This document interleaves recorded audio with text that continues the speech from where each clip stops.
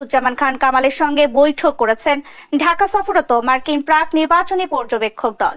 আজকে শুরুতে বলতে হচ্ছে যে আজকের ভিডিওটা কিন্তু অত্যন্ত গুরুত্বপূর্ণ, তাই পুরো ভিডিওটি দর্শক দেখবেন, কেউ টানাটানি করেন না, তাহলে কিছু বুঝতে পারবেন না। যারা রাজনীতি সম্পর্কে এই যে বর্তমান যে প্রেক্ষাপটে চলতেছে রাজনীতি, এগুলো সম্পর্কে যারা জানতে আসছেন তারা পুরো ভিডিও দেখেন। আর যারা শুধু সামনে সামনে নোটিফিকেশন আসছে দেখি তাদেরকে বলবো টিপও দেওয়া দরকার না, আপনারা তাড়াতাড়ি বের হয়ে যান। আজকের ভিডিওটা কিন্তু অত্যন্ত গুরুত্বপূর্ণ। সো আর কথা না বলে চলুন আপনাদেরকে স্ক্রিনের মাধ্যমে আগে পুরো ভিডিও ক্লিপটি দেখাই।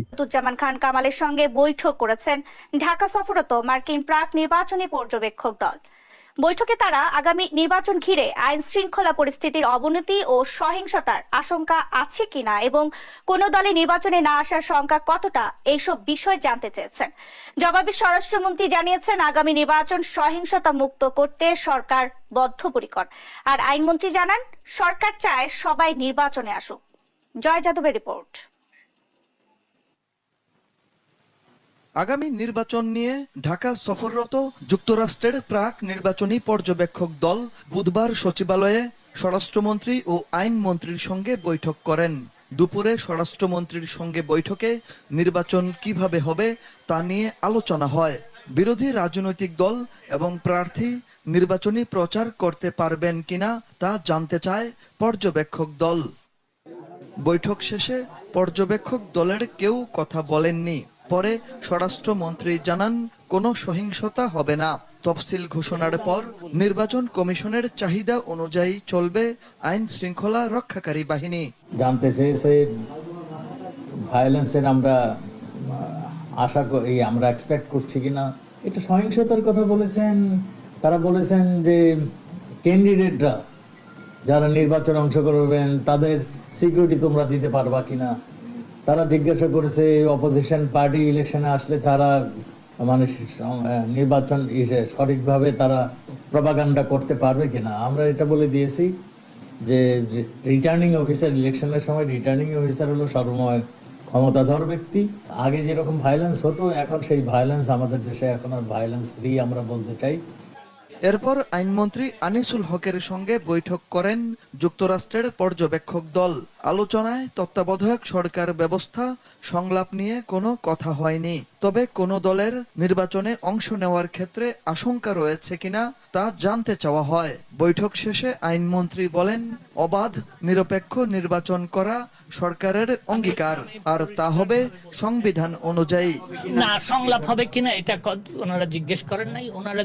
ওনারা জিজ্ঞেস করেছেন একটা কথাই, যে এরকম আশঙ্কা করা হচ্ছে কিনা যে কেউ আসবেন নির্বাচনে, কে আসবে কে। আমি বলেছি যে বাংলাদেশ জননেত্রী মাননীয় প্রধানমন্ত্রীর সরকার চায় যে সকল দল নির্বাচনে আসুক, কিন্তু কে নির্বাচনে আসবে কে নির্বাচনে আসবে না সেটা সেই দলের সিদ্ধান্ত। এছাড়াও আইনমন্ত্রীর কাছে ডিজিটাল নিরাপত্তা আইনের সাথে সাইবার নিরাপত্তা আইনের পার্থক্য জানতে চেয়েছে পর্যবেক্ষক দল। সবার সঙ্গে বৈঠকের পর প্রতিবেদন দেওয়া হবে বলে জানানো হয় যুক্তরাষ্ট্রের প্রাক নির্বাচনী পর্যবেক্ষক দলের পক্ষ থেকে।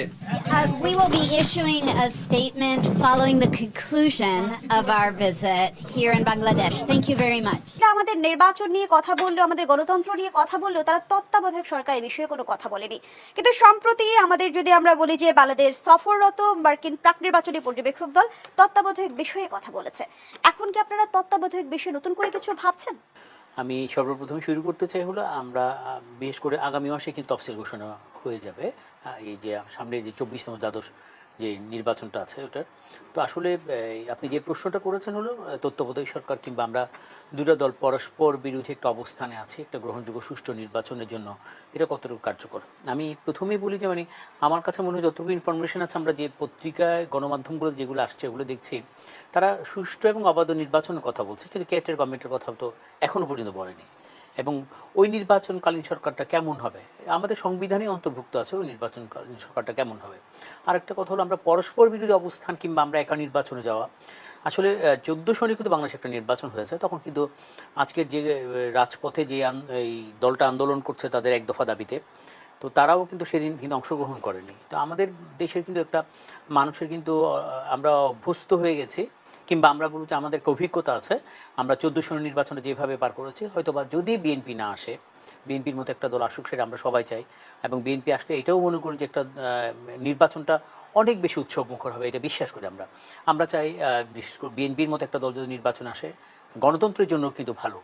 তো যদি না আসে কী হবে, যদি না আসে আমরা যে আমাদের যে অতীত অভিজ্ঞতা 14 সনে আমরা দেখেছি আমরা কিভাবে নির্বাচন করেছিলাম, এবং 14 সনের নির্বাচনের সরকারটাকে বিএনপি মনে করেছিল টিকবে না, কিন্তু যেভাবে হোক আমরা 5টা বছর অতিক্রম করেছি এবং 18 সনের একটা নির্বাচন হয়েছে।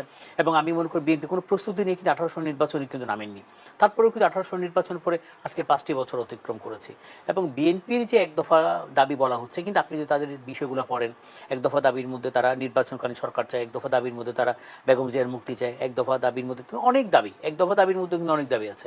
আসলে বিএনপি বাস্তব অর্থে কোন বিষয়টাকে জনগণের সামনে আনতে চায়, জনগণ কোন জিনিসটা চায়, কিংবা বিএনপি আসলে কি চায়, সেটাও কিন্তু বিএনপি স্পষ্ট না।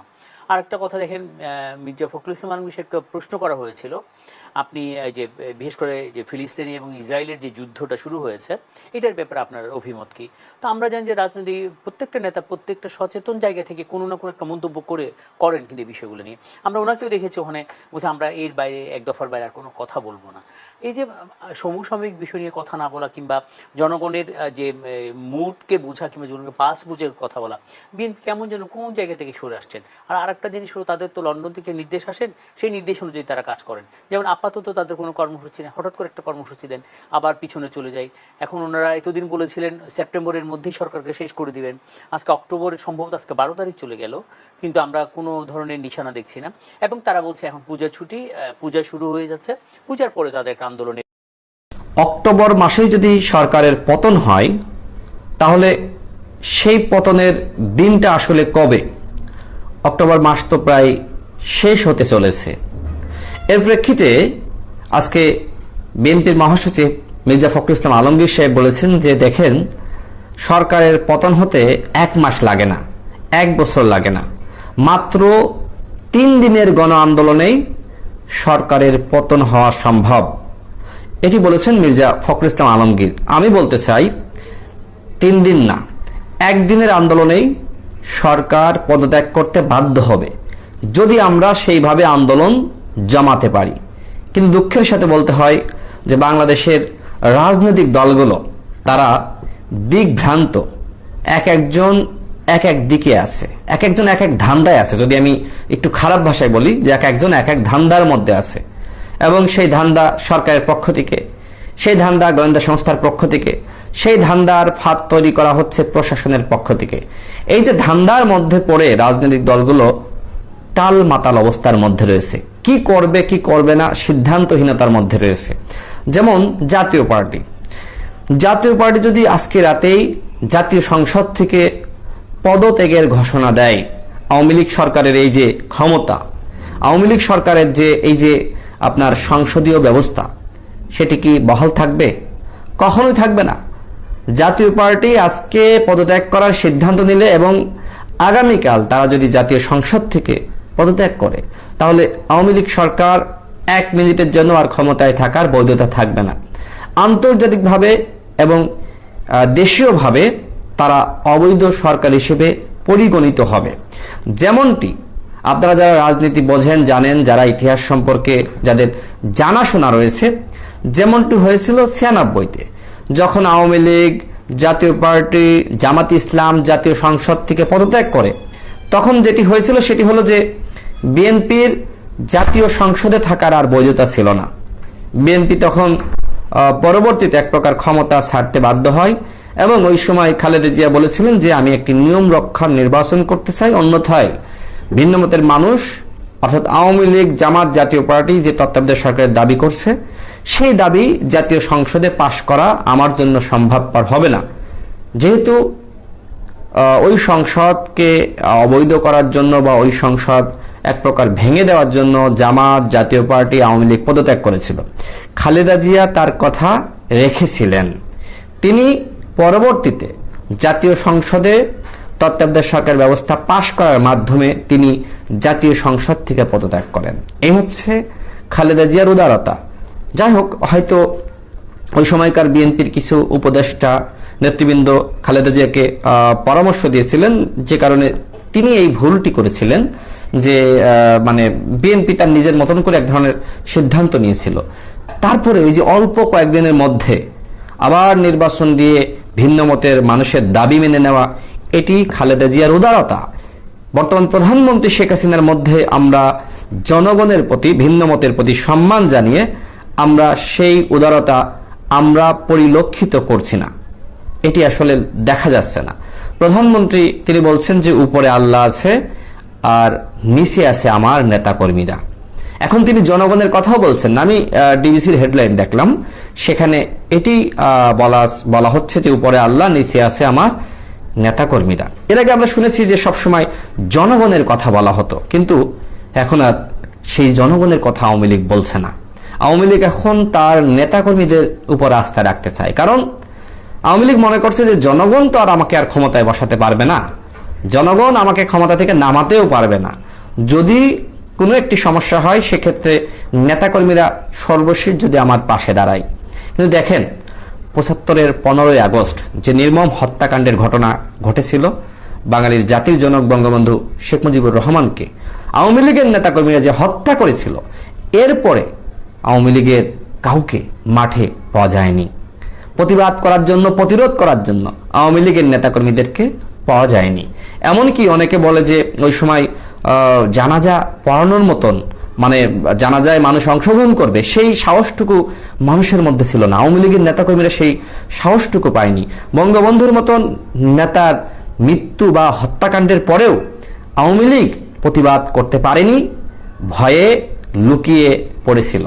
সেই আওয়ামী লীগ আজকে শেখ হাসিনা যদি বিপদের মধ্যে পড়ে, এই আওয়ামী লীগ আসলে শেখ হাসিনাকে কতটুকু বিপদ থেকে উদ্ধার করতে পারবে, সেটি কিন্তু বঙ্গবন্ধু হত্যাকাণ্ডের যে ঘটনা আওয়ামী লীগের অন্য দুষ্কৃতিকারী নেতারা ঘটিয়েছিল, তারপরেই কিন্তু মোটামুটি বোঝা গেছে।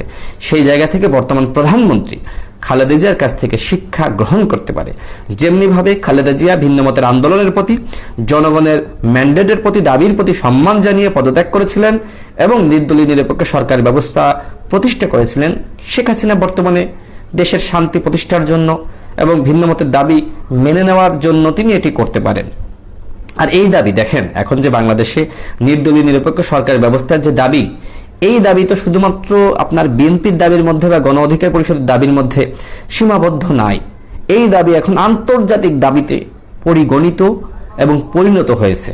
এই যে সর্বশেষ যে মার্কিন আপনার প্রাক নির্বাচনী পর্যবেক্ষক টিম বাংলাদেশে এসেছে, তারা ওবায়দুল কাদের সাহেবকে কি জিজ্ঞেস করেছে? তারা জিজ্ঞেস করেছে যে তত্ত্বাবধায়ক সরকার ব্যবস্থার ফিরিয়ে আনার বা অ্যাডজাস্টমেন্টের কোনো সুযোগ আছে কিনা, এবং তারা একই সাথে বলেছে যে আপনারা সংলাপে যাবেন কিনা। এই কথা, এই প্রশ্ন জিজ্ঞেস করেছে। গুরুত্বপূর্ণ বিষয় হলো, যাদের রাজনীতি বোঝার জ্ঞান আছে, ক্ষমতা আছে, তারা খুব সুন্দরভাবে বুঝতে পেরেছে যে যুক্ত রাষ্ট্রের চাওয়া হলো নির্দলীয় নিরপেক্ষ সরকার ব্যবস্থা। তারাও মনে করছে, যেহেতু ইতিমধ্যে ইউরোপীয় ইউনিয়ন তারা ঘোষণা দিয়েছে যে আসলে আপনার কোনোভাবেই আপনার এখানে আসলে নির্বাচন করার পরিবেশ নাই, যে কারণে তারা পর্যবেক্ষক টিম পাঠাবে না। যারা কথাগুলো শুনছেন আপনারা সকলে শেয়ার করে অন্যদের দেখার সুযোগ করে দিবেন। তো যেহেতু আপনার আপনার ইউরোপীয় ইউনিয়ন, শুধু আমি মিস্টেক করেছি, আসলে শুধুমাত্র যুক্তরাজ্য না, ইউরোপীয় ইউনিয়ন যেহেতু বাংলাদেশের সুষ্ঠু নির্বাচনের পরিবেশ নাই, এ কারণে পর্যবেক্ষক টিম পাঠাবে না। তাহলে আমেরিকা কি পাঠাবে? আমেরিকার এই যে প্রাক নির্বাচনী টিম আসলো, আপনার IRI এবং NDI, এই যে রিপাবলিকানদের আপনার নির্বাচনী টিম এবং একই সাথে আপনার ডেমোক্র্যাটদের নির্বাচনী টিম, অর্থাৎ আমেরিকায় যে বড় দুটি দল রয়েছে, তাদের এই দুটি দলই বাংলাদেশের নির্বাচন নিয়ে তারা ভাবছে এবং তারা তাদের কনসার্নের মধ্যে এই এশিয়া অঞ্চলের রাজনীতি, বাংলাদেশকে কেন্দ্র করে যে একটি ভূ রাজনীতি শুরু হয়েছে, এটি আমেরিকার মাথার মধ্যে ঢুকে গিয়েছে। এতদিন এটি আসলে আপনার এক ধরনের ভারত নিয়ন্ত্রণ করত এবং সেটি আমেরিকা ভারতের মাধ্যমে দেখত, অর্থাৎ বাংলাদেশের যে রাজনীতি সেটি ভারতের চোখে আমেরিকা দেখত। কিন্তু এখন আর সেই জায়গাটা নাই। এখন যেটি হচ্ছে সেটি হলো যে আমেরিকা সরাসরি বাংলাদেশের সাথে ডিলিংসে যেতে চায়। কারণ আপনারা জানেন যে বাংলাদেশের যে আপনার সরকার, সেই সরকার অনেকটা রাশিয়া কেন্দ্রিক এবং চীন বলয়ের মধ্যে ঢুকে গিয়েছে। ইতিমধ্যে দেখেছেন যে পুতিন বলেন, আপনার চীনের প্রেসিডেন্ট বলেন, তারা কিন্তু শেখ হাসিনা সরকারের বা এই যে কর্তৃত্ববাদী সরকার ব্যবস্থা তার পক্ষে বক্তব্য দিয়েছে। আপনার চীনের যে রাষ্ট্রদূত তিনি প্রায়ই আপনার আওয়ামী লীগের এই সরকারের পক্ষে বক্তব্য দেন। তিনি কখনোই চীন বা রাশিয়া কখনোই বাংলাদেশে গণতন্ত্র ব্যবস্থা গণতান্ত্রিক ব্যবস্থা ফিরে আসুক, বাংলাদেশের জনগণের যে মূল্যায়ন সেটিকে মূল্যায়ন করে কখনোই বক্তব্য তারা দেন না। তাহলে এই বক্তব্য কারা দেন? বাংলাদেশের জনগণের যে চাওয়া পাওয়া, ভিন্ন মতের যে চাওয়া পাওয়া, এই বক্তব্য দেন একমাত্র ইউরোপ আমেরিকা। এই কারণেই ইউরোপ আমেরিকার আপনার বলা যায় যে ইউরোপ আমেরিকার যে চাওয়া এবং বাংলাদেশের জনগণের যে চাওয়া, সেই চাওয়ার মধ্যে এক ধরনের মিল রয়েছে, এবং যেটিকে কেন্দ্র করে বিএনপির স্থায়ী কমিটির সদস্য আমির খসরু মাহমুদ চৌধুরী তিনি চমৎকার বলেছেন যে তিনি এই যে প্রাক নির্বাচনী টিমের সাথে সাক্ষাৎ করার পরে তিনি চমৎকারভাবে বলেছেন, দেখেন বিদেশিদের চাওয়া এবং আমাদের চাওয়ার মধ্যে কোনো পার্থক্য নাই, আমাদের উভয়ের চাওয়াই হলো এক। বিদেশিরা কি চাই? বিদেশিরা বাংলাদেশে অবাধ, সুষ্ঠু, নিরপেক্ষ এবং একই সাথে অন্তর্ভুক্তিমূলক, অংশগ্রহণমূলক নির্বাচন চাই। আর বাংলাদেশের জনগণ কি চাই? বাংলাদেশের জনগণের চাওয়া হলো সেম। বাংলাদেশের জনগণ তারাও চায় বাংলাদেশে একটি অংশগ্রহণমূলক নির্বাচন, কিন্তু আওয়ামী লীগ এখন অংশগ্রহণমূলক নির্বাচন চায় না। প্রধানমন্ত্রী যে কারণে বলেছে যে অংশগ্রহণমূলক নির্বাচন মানে কি? অংশগ্রহণমূলক নির্বাচন মানে হলো জনগণের অংশগ্রহণ। এই যে আমাদেরকে ভুল তথ্য দিয়ে বিভ্রান্ত করা যে অংশগ্রহণমূলক নির্বাচন মানেই জনগণের অংশগ্রহণ, আমরা তো দেখেছি যে কিভাবে আওয়ামী লীগের অধীনে জনগণ অংশগ্রহণ করে। 14 সালের যে ইলেকশন, সেই ইলেকশন 153টি আসনে বিনা প্রতিযোগিতায় আওয়ামী লীগের এমপি নির্বাচিত হয়, বিনা প্রতিযোগিতায়।